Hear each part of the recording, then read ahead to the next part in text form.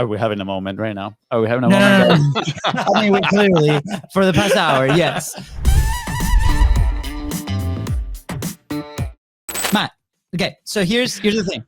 Okay. How do we transition, right? Because for we have these two moments. Like you have your moment, we had our moment where we saw it. We're like, this is the potential, right? So Are we having a moment right now? Are we having a no, moment? no, no. I mean, we clearly, for the past hour, yes.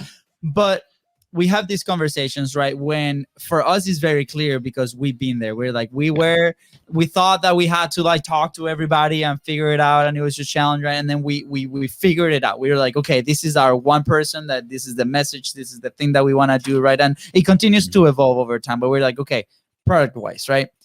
How does somebody transition from that? Do they have to go through that crazy like discovery moment, like, or how do we make that transition? How do we as a coach, or have you encountered, right? Like I'm asking more on the business side of things, right?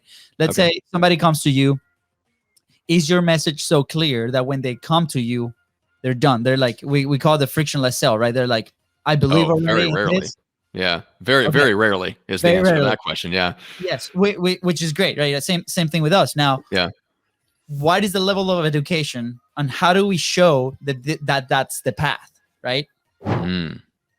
Well, okay. So one answer to this is not easy, but I tried to do it in the book, for example. So in the book, there's a little diagram of what I call the clear and compelling idea. Because most people, if you're an expert at what you do have underneath all the stuff you're saying, probably some kernel in there that could be polished into a gem. Yeah. Something in your messaging could be clear, and it could be more compelling. Now, not everybody. You know, if you're an average service professional and you really don't do anything different than other people in your industry, and your only difference is your personality, it's harder to help you. Yeah. But you know, most of the coaches, consultants, experts, freelancers, consultants, like they have something unique that they do. They have unique opinions. It's just buried underneath all this lack of clarity. And so to me, like my goal when I take on a client is to get them from that stage where they're kind of unclear and compelling, because there's something compelling about their messaging, but it's buried underneath a whole bunch of stuff that's confusing people.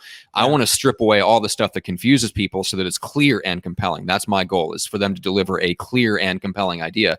So it has to be razor sharp clear to the right people, and it has to be compelling in the sense that it gets them off the couch and moving, learning more, getting on a call with you, whatever that form takes. They've got to get off the couch and moving. So it has to, like, in order for your messaging, like, you know when it's right, when you get this response. And I used to get this all the time when I first started the podcast agency. I would tell them what we did, done for you. We book the guest. You just show up and talk and record, and we do everything else. And it was like, holy cow, are you serious? I didn't even know that existed. I'm like, yeah, that's what we do.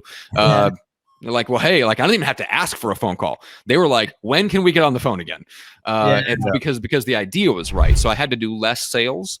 And all I had to do is just give them the idea. And it was like, oh my God, I want to learn more. That's when you really know that you've got the clear and compelling idea. So that solves a lot of problems, right? If you can get that honed down and polished to where it's in that state, it makes everything in the business really, really a lot easier.